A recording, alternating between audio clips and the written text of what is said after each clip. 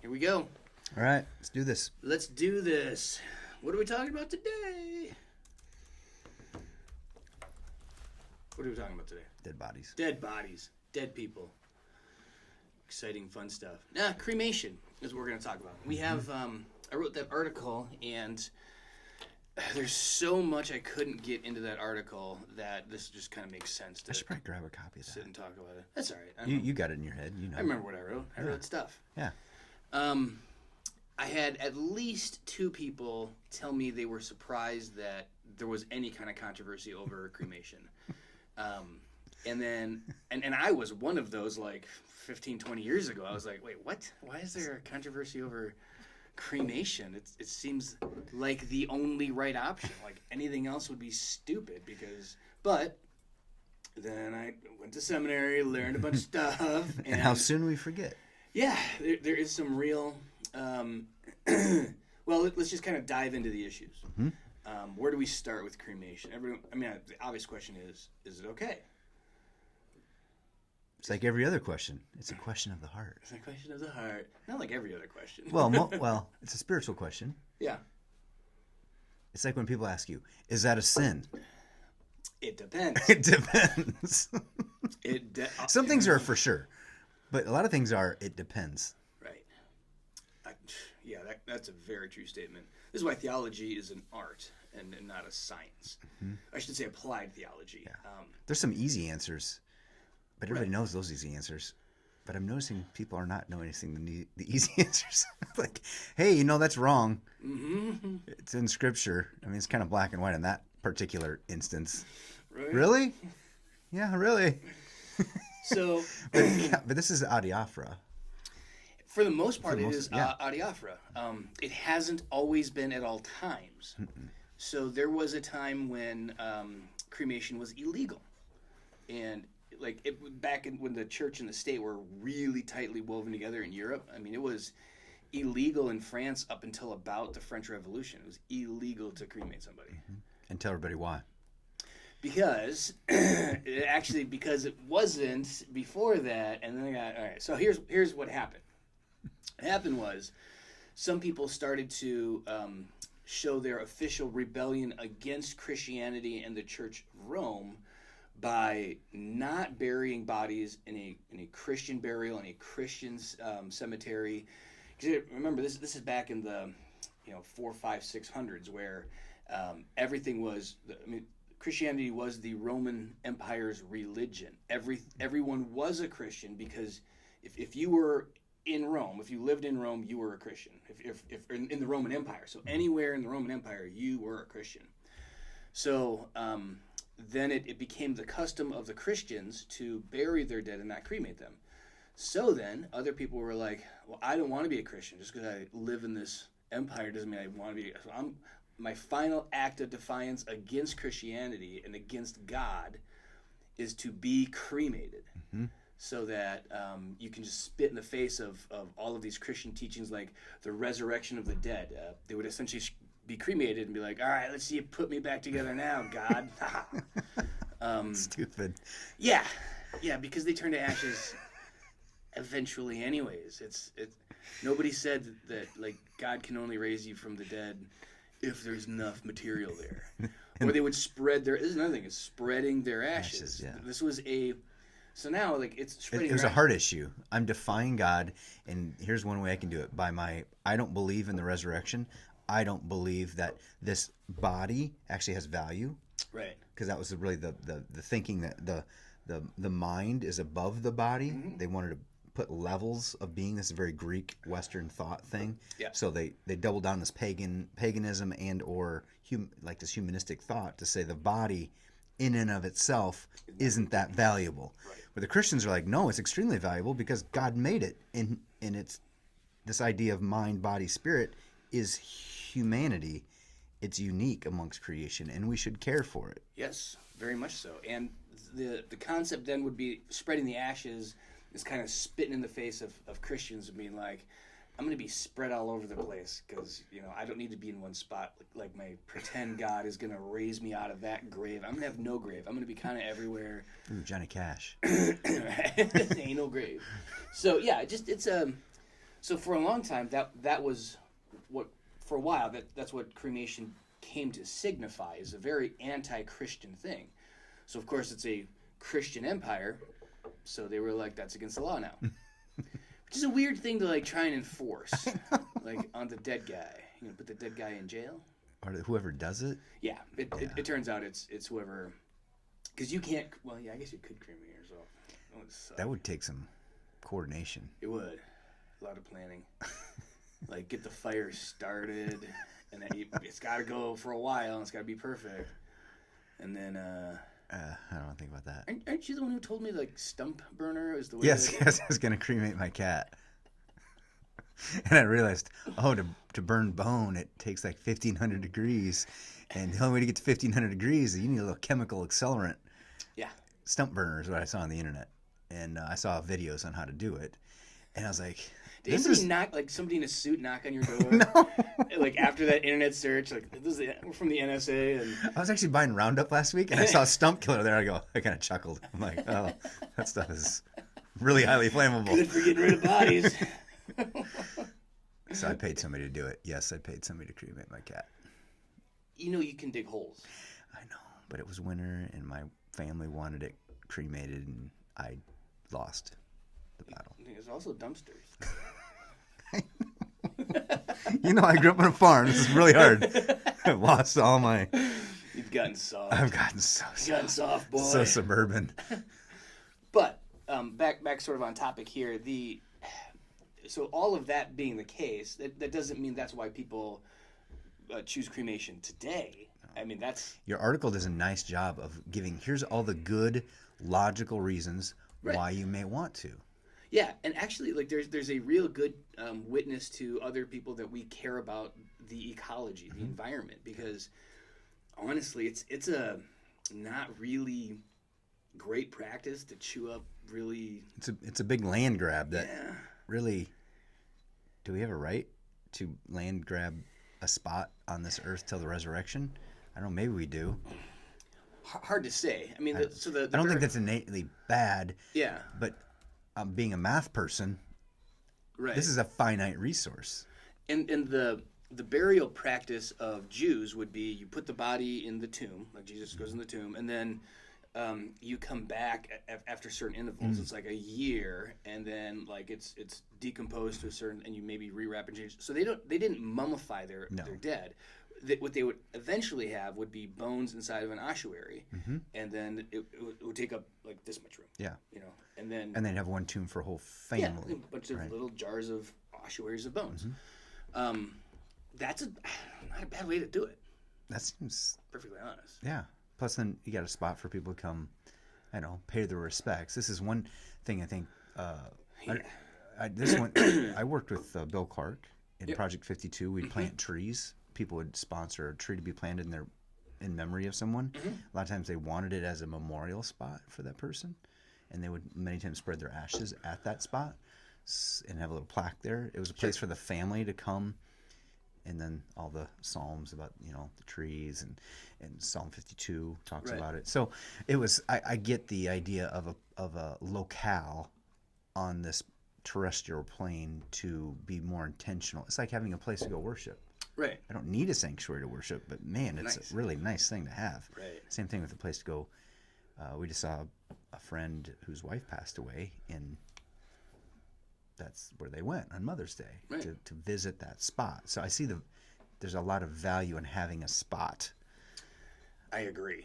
And to an extent, you can still do that with ashes. Yeah. And visit. A lot of people have them in their homes. Yeah. So I just actually remembered I have my previous dog's ashes in my house. But see, I didn't want to. I didn't act. They were given to me because this dog would go to a breeder. Like we were fostering this dog technically, and then after it bred like 3 times, then it would just be our dog. So went to the breeder, pregnant, gonna have some puppies, died in childbirth, in puppy birth, I should say. So they were really broken up, and Joni and I were like, oh, it's a dog. We'll get another one. So they brought us her ashes, and I was like, thanks.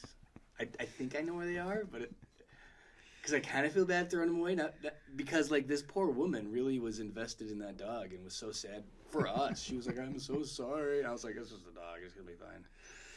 Don't worry about it." Well, to each their own. Hooch arm. So nowadays, it's a I think a smart thing to do, and a very it's economical. That I think is. I think a lot of people who were not going to be cremated were during COVID, because there's this inability to have a ceremony, and we need to delay it. I think now that people are so spread out and schedules are so tight, allowing enough time for people to come to a funeral service is a little more involved than it might have been 100 years ago or more. People don't live within 20 miles where they grew up, kind of thing. We do have airplanes now, but so I think the there's economical reasons. It's cheaper. Yeah. There's ecological reasons as far as how much space it takes and resources. There are some, like the one funeral I've seen you do, that was not a cremated body, Right. and it was a very good. Hey everybody, there's a dead body here. Yeah. How did that happen? Oh, it's this thing called sin, and this is where you're all headed, because you're all sinners. And it's But here's the gospel. news. But he's a good case in point right here. Right. Can't hide from this. Yeah, I do actually. So again, this is not discouraging cremation. In fact, I would plan on being I cremated. am too. I'm My planning on parents it. are Yeah. planning on My being wife and I are cremated. both. I really like doing a funeral with a body. I can see why. Yeah, it is. Which is the only reason why I would go back on that other. Well, you can simply do a funeral service and then be cremated. That seems like a waste of money. Well, it's not a lot because you're renting the casket. You don't buy the casket. That's true. But then you got to get all the chemicals and stuff. And, Yeah, it's still. And the painting up of your. Okay, so here's another thing. So this is a thing. It used to not be that we would embalm. I'm gonna check. Oh, when yeah, we started yeah. embalming. Yeah, you and I heard the story of someone in this church from Germany. You told this story, who's like, no. When the person passed away, if they had enough room at their house, they would essentially lay them in a pine box or a casket, prop them up kind of sideways so people could see them, and let it deteriorate in front of people. That was kind of like the wake, right? Yeah, but not for long. No, because Yeah. especially in the summer. This is why flowers at a funeral. The tradition behind that is put as many flowers and candles as you can in that room, because it does not take long for an odor to begin. Yes. So there would be. So I just looked. Middle of the 18th century in England. So of course it wouldn't spread as a practice till much later Yeah. than that. 1900s, probably. Oh, sure, for sure. So early Americans were not embalming. So you died, and it was like, oh, word gets out. Decent chance if you lived a long ways away, word wouldn't get to you before the funeral was over and Yeah. the body's in the ground. So I mean, it wouldn't be uncommon. You can't even imagine that today. Like if my uncle or somebody died, I would know immediately, and the funeral would be in like 4 months. Or a month or whatever it would be. Now it's like, or back then it was exactly opposite. Funeral would be right away, and you might not find out for 4 months that your uncle died. Yes. 'Cause And he's- people just had to be fine with it. Like, I think this is why people, when they would go away for work, or they'd be traveling, and they'd be like, I literally may never see you again. And I won't even know that you're dead till after you're in the ground. Yeah, and I'll have to go. And you're not, probably, unless you're wealthy, your body's not coming back here. I heard they put that for people that apply to climb Everest. It's one of the quiz questions. What would you like us to do with your body if you die climbing Everest? If you check the box that says, ship me home or anything, you automatically get revoked. Yeah. Because they know nobody's going up there to get it.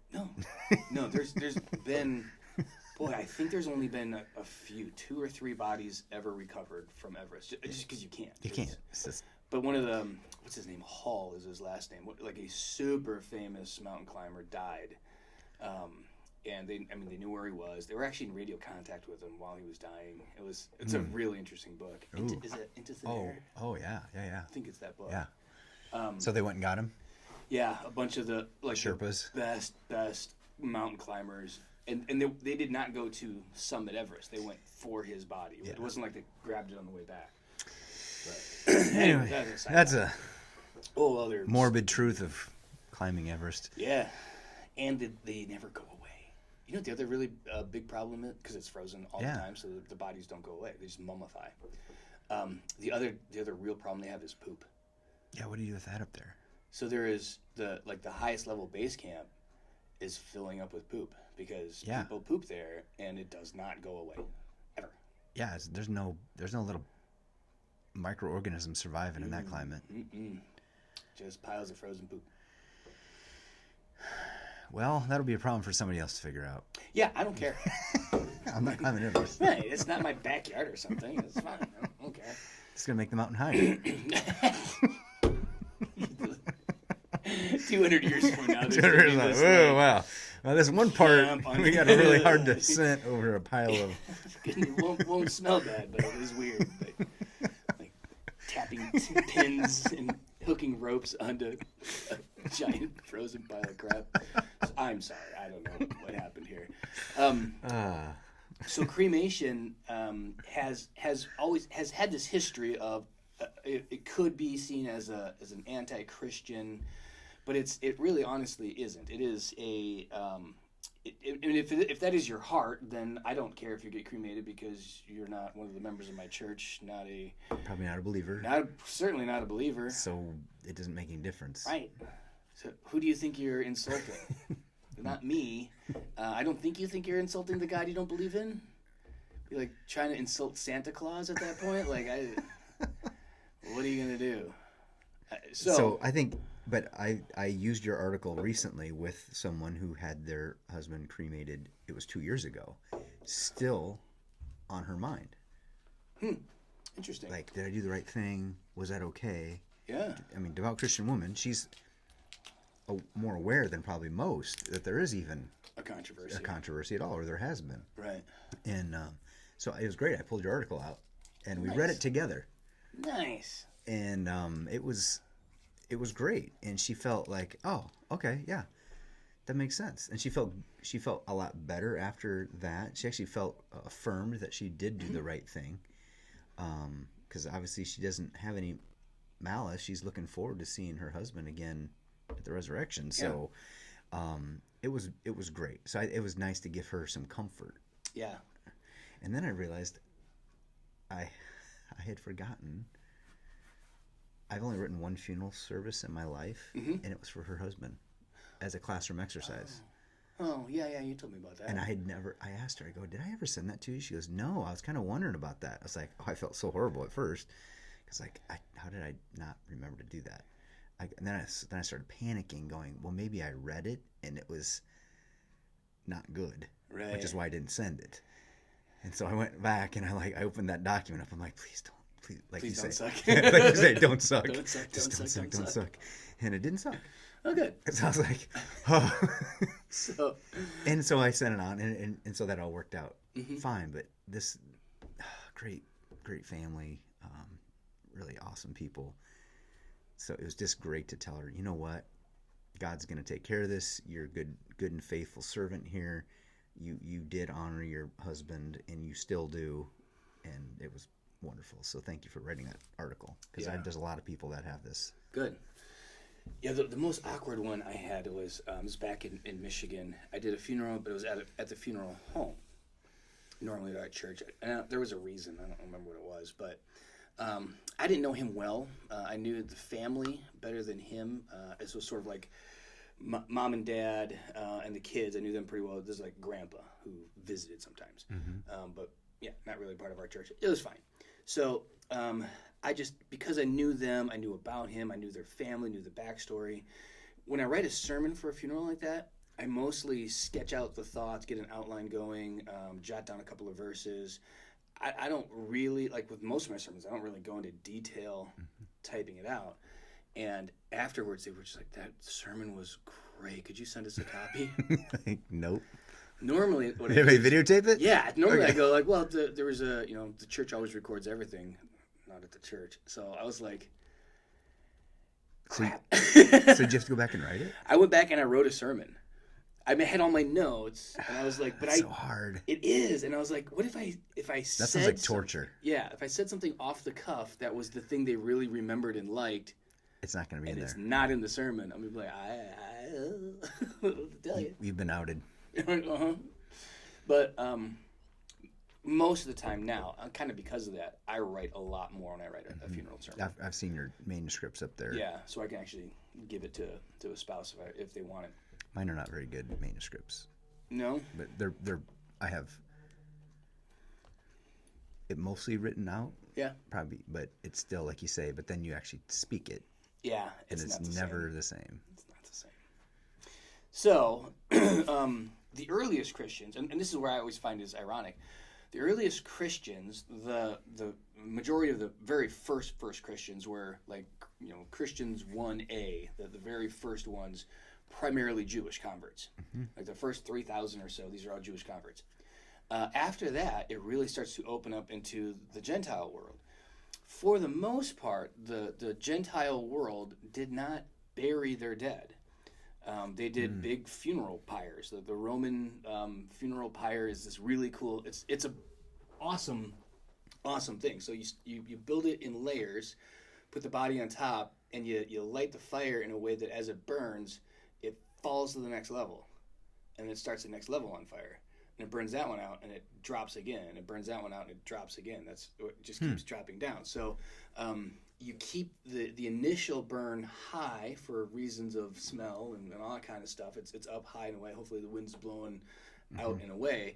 And then you don't have to like keep stoking this fire over and over again. You just build it in a way that it just burns all the way down. It takes a long time. So that's how a lot of these Christians grew up. I mean, they saw their great-grandparents, grandparents, and parents all be cremated this way, and that's just the way it was. They're the ones who started to switch over to burying the dead because they're thinking, but they've learned now that the body's important. There's a resurrection from the dead, kind of similar to the way they did it with the Jewish tradition, so they kind of adopted that sort of, but they didn't really care about it. They weren't anti-cremation. They were like, okay, we'll do this now. And like they never told anybody you can't do that. There's literally no writing on it until Adiaphora. like 400 AD. Yeah, church fathers. Yeah, and then it's like, wow, okay, so those jerks over there are cremating people to spite Christians, and so like, Christians aren't going to do this anymore. So Christians can't be cremated, and then it flip-flopped. I think the Catholic Church just flipped on this back. Yes. So the Catholic Church does say that it is acceptable but not preferable. So they wouldn't call it sinful or wrong. No. But that's recent. That's in the last few 15 years. I think it's even sooner than that. Okay. But I just know it's a more recent development that they're like, it's okay. Yeah. Yeah, and if you read We the don't prefer language, it, yeah. and I have read that language, and I think you're right, it is sooner than that. It does a nice job of simply saying it's preferable to have a body so that we can affirm the proclamation that though we put this body in the ground, this body will return at the return of Christ. All of this it's good. It is a good thing to That's do. another thing the Catholics get right. Yeah, the resurrection. They're amillennialists, and they get the resurrection. They got baptism down, and they got the resurrection down, which are kind of like, pretty important. And they've almost got communion. Almost. So close. But they got that works righteous thing going. Well, there's that. Talking to dead people, like we talked about last time. Talking to dead people is a weird thing. That's too. a weird thing, too. Anyway. So, yeah, it's really, but it kind of brings up this other, like you were saying, is it a sin? It really boils down to, oftentimes, what is your intent? What are you doing? Why are you doing it this way? It can be really a challenge to call something moral, immoral, because of the circumstances. Now, I'm not somebody who's all situational ethics or anything like that, but there's a difference between I stole a car to go joyriding downtown and a Grand Theft Auto for a while. There's a difference between that and stealing a loaf of bread because my children are dying from hunger. Yes. I'm not saying that that's a right thing. So I'm not going to say stealing in this instance isn't a sin, but there is a difference between those two things. Now we're sounding like Catholics. Yeah, nice. You got to be careful. Mortal or venal. Yeah, yeah, and that's actually a decent conversation too. Is not to say that one sin is better or worse in the eyes of God, because it isn't.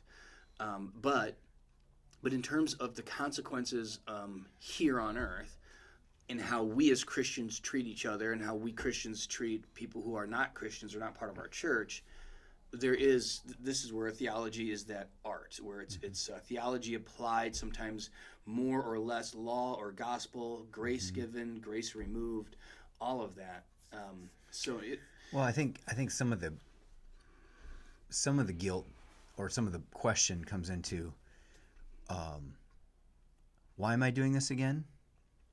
And I think a lot of people are like, well, this is more efficacious. This is cheaper. This works out better for all involved, including the planet. And I don't want to be thought of as taking the quote unquote easy way out. I think that's part of it. And they need to realize this whole idea of what we have been doing, embalming, is a very, very modern thing. Yeah, very modern thing. And I do think that's weird. But I also think it's so. And this is where I get actually really. When you see the person in the casket, they look weird. I know. Yeah. And I get it's kind of like the closure part of it, and you see them. Have you been to a Jewish funeral before? Mm-mm. I've been to one, and it's very interesting. But they did put the body in the ground, and everybody. I can't remember if it was. I think it was in the cemetery right there. Everybody came by and threw dirt on it. Yeah. We did that at my grandma's funeral. Yeah, I mean that's kind of. Was that the Jewish tradition to put them in the ground? I don't know. That's a more modern thing that's been adapted by the Jewish people as well. Oops, sorry. Yeah, I've been to a Kenyan funeral, and oh my word, it was. Everybody shows up, right? Number one, yeah, it was kind of. It wasn't like rainy, but it was a little bit wet out. And it was kind of a big deal person in that town. The sanctuary probably held 400, and there was probably 500 in it, and then there was probably 200 outside. Wow. Yeah. That's a massive humanity. And of course, we were the valued guests because we were white Americans. We had to stop and stand up. We were the only ones. Like literally everybody here is a visitor. Like these people came from forever away to this funeral. So this is not like we came from America, but like we were the only visitors asked to stand up and introduce ourselves and talk about. And we did not have funeral clothes. I was like not planning on going to a funeral when we left, so I did not bring my bestest clothes to wear. That'd be weird. It was weird, but then they right out of church, everybody walks down to where they're going to bury him. They don't have cemeteries. They just bury you where you live. Like that's what they used to do in Iowa. Yeah. That's what everybody just on their farms. Yeah. They'd have like a family little cemetery on the property. And they're carrying it. It was a really steep hill, and these guys are carrying this casket, and I was so nervous. That they were going to drop him? Yeah. I mean, it was sketchy. Because there's no road there. There's no sidewalk. It is just on the farm, and it was steep hill. And they get down there, and there's singing, and it's going on and on and on and on. And then just right sort of at the end, I want to say it was his daughter, did the hysterical... broke up, went crazy, crying and weeping, and threw herself onto the casket, and that was a bad situation. But then it was kind of like, they didn't hire people to do it though, right? No, like no. During Jesus' time, they hired whalers. Yeah, so they got her separate, got that figured out, and then it was they just like 40 guys, dirt done over, let's go eat. And of course we were the valued guests, so we got pushed to the front of the line, and I was like, I don't know any of these people. Like, why are we the most important guests at this funeral? I don't know anyone here. I didn't know that guy. So, anyways. Because of the color of your skin. It was, and we're Americans. It was a big deal for us to be there. They were very, very honored to have. I can't tell you how many family members said, my uncle, my dad, my husband would never believe that there would be Americans at his funeral. I was like, okay, it's kind of cool. I'm not coming back for yours, so don't plan on it. Um, Well, you might. You're going back, so you may end up. You don't know that. by accident, yeah. But the whole concept of embalming really is it's just about giving time for people to come. It makes it a little bit more convenient, but I think it's now illegal not to be embalmed. And this is where I get really frustrated. I don't know what the law is there. There's so much about the laws around funeral homes and stuff that make me so angry because it is there's a The guy that teaches it at DMAC. mm-hmm. He's a great guy, Christian dude. Yeah. I should ask him some of these questions. You should, because I get frustrated because it honestly is a lot of it, in my opinion, is just about lobbyists making laws for an industry. You have to make money. Mm-hmm. I mean, you have to pay to do these things. You have to. Now, there's a certain kind of vault your casket has to go in. The caskets have to be a certain way. You can't make your own casket. Yeah. You can't. So they're all expensive. I've seen some states are trying to get laws where it's okay to be, what's that called? When you kind of become dirt. Yeah. Composted, yes. Composted. Yes, I just heard this. There's was it New York is one of the states? I think California, Oregon, somewhere out. Yeah. Some hippie state. Yeah, they're gonna compost people. Yep. I don't know how I feel about that. I'm not like more. I don't think there's a moral. I don't know. I don't know. It's just kind of interesting. Like, See, we're gonna put grandma in the garden. If you, Does that seem? Okay. And yeah, I don't. So there, we have a line somewhere, right? It feels like there's a line somewhere in there. Do you compost your own grandma, or do you send it to a company? But think about that. If you're truly trying to be carbon neutral and help the environment. Yeah. I mean, if that's where you're coming from, yeah, I can see why that would make sense to that, right? Right, but are you composting your own loved one, or do you send it to a company? But then I think, important question. But then I guess it'd be a heart issue. Then, are you coming at this because there is no inherent value in a human life? This is what we would do with any organic material, or no? I think this honors grandma. This is what she would like to do. Well, I don't know. Honestly, God knows. Yeah, honestly, I feel like there's a stronger case for it being a good thing to say. We're actually looking at the value that is in this body, in that it will feed the earth, and God cares about His creation. Well, I give my organs away. I'm an organ donor. That's another good question about organ donor. That's another. Some people are not sure if we should be organ donors as Christians, and there are some religions where it's not allowed. Jehovah's Witness, I believe, is not allowed. But I think they also can't receive other organs. They can't do blood transfusions. Oh. Yeah. Yeah. So there's not a lot of hemophiliac Jehovah's Witness, huh? You know what they do is, so if you're a devout Jehovah's Witness and you're going to go in for surgery, and you're going to need probably, even if you're probably pump not. your own ahead of time? You pump your own ahead of time. Yep. And they have to, the hospital has to keep it in a refrigerator with your name on it, make sure you get your blood. Okay. It's a little weird. I've heard of people doing that for surgeries on their own. If they're physically able to provide their own and they got time, I got a feeling they may even ask people to do that if they're physically, because it's the best thing for them. Probably. And then you don't take away from the rest of the bank. Yeah. I'm just not I don't know how I feel about the composting thing still, though. I feel it's creepy. But I can make that argument that no, we're valuing all of God's creation, including the plants of the earth. But then if you're like, I'm composting grandma so that this tree grows, and there's another thing. There are trees where they'll take not a fully grown tree, but a pretty big tree, and they'll put you in the bulb of the tree, in like the tree root, and they'll pack it with dirt, so you're like this little container, and then they put you in the ground, and you literally feed that tree, and then the thought is you have become part of this tree. So now I can go to the tree and talk to my dead relative because they're actually in there. Hopefully it doesn't get diseased and die. Yeah, or just cut down. Storm burned. It over. Yeah, so burned Grandpa. But then I think we're back to Throw where another Grandpa on the fire. But there's then we're looking at idols potentially. Yeah, no, do I really believe this person is with the Lord and their body is still waiting for the resurrection here, Mm-hmm. or has somehow their body been commingled with this thing that now I can use as an icon of or image of worship. And so this is a gravestone. We go to Right. gravestones and we talk to the gravestone like we're talking to the person. But we're not. We're not. The person's not there. But it's so human to want to do this.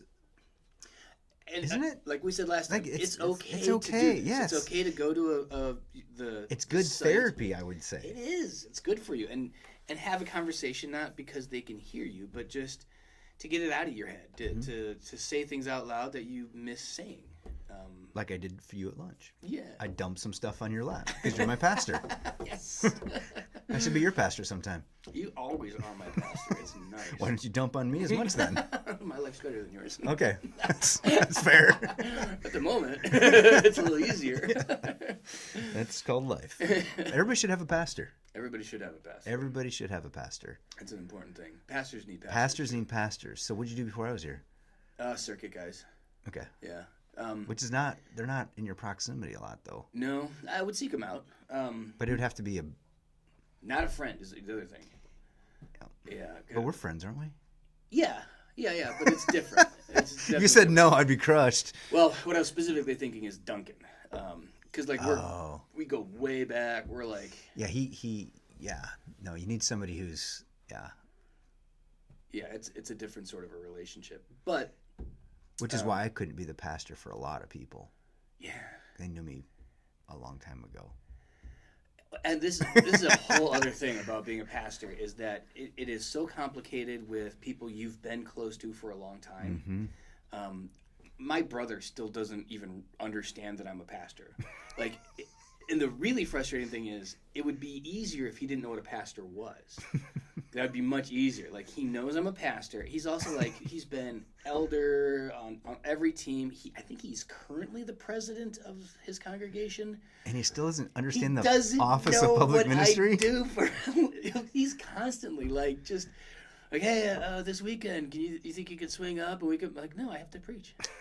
Oh, you can't like get somebody else to do that. Well, yeah. Well, once in a while. I could, but actually, it's before you too. Yeah. Oh, yeah. It's no. And I'd be like, well, and even if I could, I shouldn't. I'm I'm invested. I need to meet these people. I need to see them. I need to be their pastor. I need to be their pastor. I can't. Yeah. Or he gives me books that like, oh, you should read this thing about this theology. So which energy do you spend more or less energy? So even when I'm not preaching, lots of energy expended Oh, a ton. doing liturgy A and ton. just getting to talk to everybody, Oh, catching yeah. up with everybody. It's exhausting. I love it. It's wonderful, but it is Exhausting. exhausting. It's that thing you do that gives you emotional energy but takes physical and mental energy from you. So you feel, you leave. Yeah, people don't realize this. Are we done? No.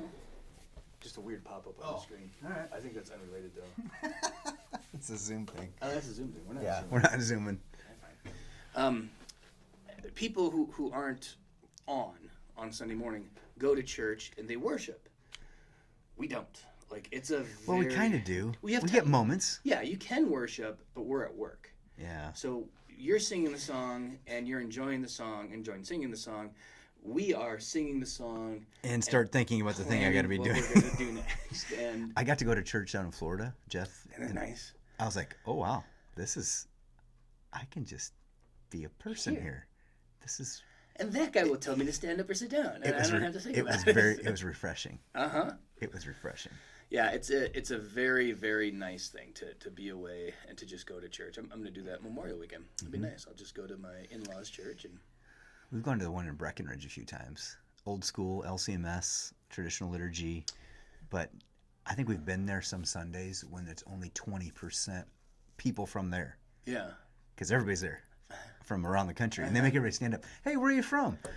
Oh, boy, here we go. Pennsylvania, Arizona, California, Texas, Iowa, Minnesota, Wisconsin. It's like, oh, yeah. We're all here on vacation. And we're done with service, so let's get out of here. So I got to hit the slopes. We're in the summer, but no, I have never done a funeral service. I've said this before, but I've seen enough, Oh, yeah. good and bad, Just went to 2 recently in our family, immediate family, and that pastor did a wonderful job both times. Good. And I was taking notes.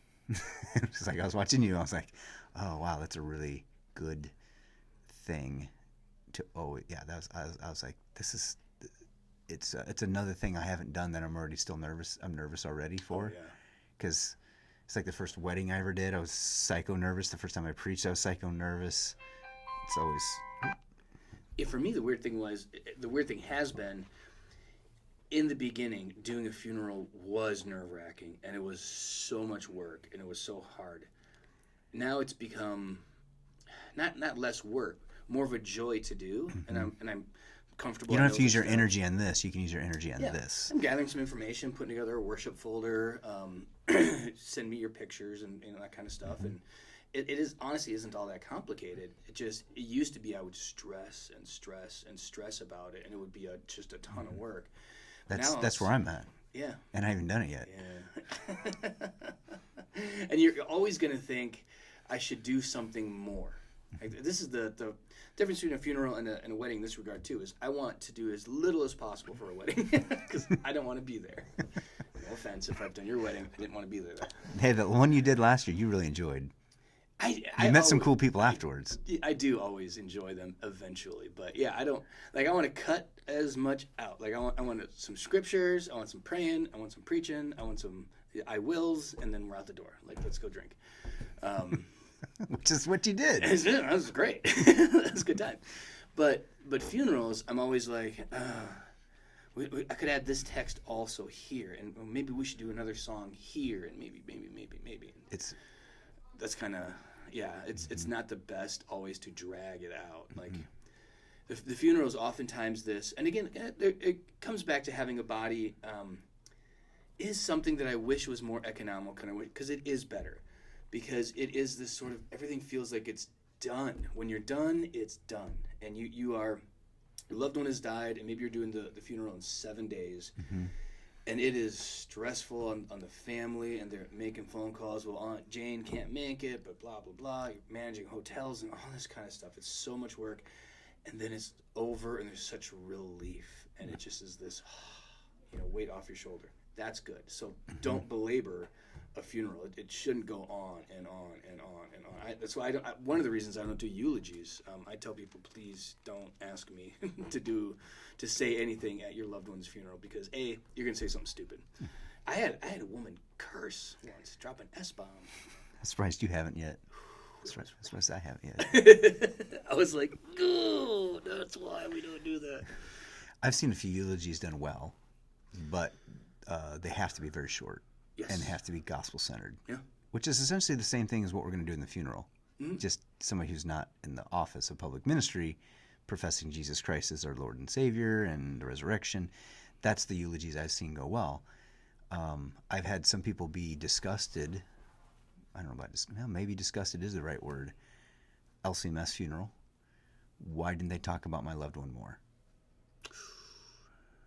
Like there wasn't enough of so-and-so in the service or I'm like, oh yeah. The focus is Jesus here, not your loved one. Sorry. Yeah. They were under the perception that the focus is the loved one, which I get because that's why we're here. But it has to turn very quickly, because I don't care. You talk 5 minutes nice about anybody and already everybody's like, baloney. That person was never that nice. I know that person. Yeah, I love that person, and that is not them. And if you have to talk anymore, you're just gonna double down on stuff that, I mean, how many nice things can you say about a sinner? Yeah, right? At some point, it gets exhausted pretty fast. Yeah. Yeah. Even if they're a really, really, really good person, that can't be the focus of why we're here. Right. They're not being resurrected because they were a good person. Yeah, and honestly, they weren't good enough to not sin and die, so there you go. If they were really, really perfect, they wouldn't have died. We wouldn't be here. Yeah. But yeah, you'll help me. Oh, yeah. The first time I do this, right? I'm looking forward to it. You're going to be amazed. 'Cause part of it, too, is you just have a lot of contact with the family for like 4 to 7 days. And that's just a blessing to be with somebody, touch base, how we doing, Yeah, don't get those scriptures, to me when you can. Don't worry about it. We're going to print on Tuesday. Funeral's not till Thursday. Okay. That kind of stuff is just, he's nice. Okay, I won't worry about it till I have to worry about it. Yeah, exactly. All right. All right, go get cremated. Go get cremated. I mean, die first. Oh, yeah, okay.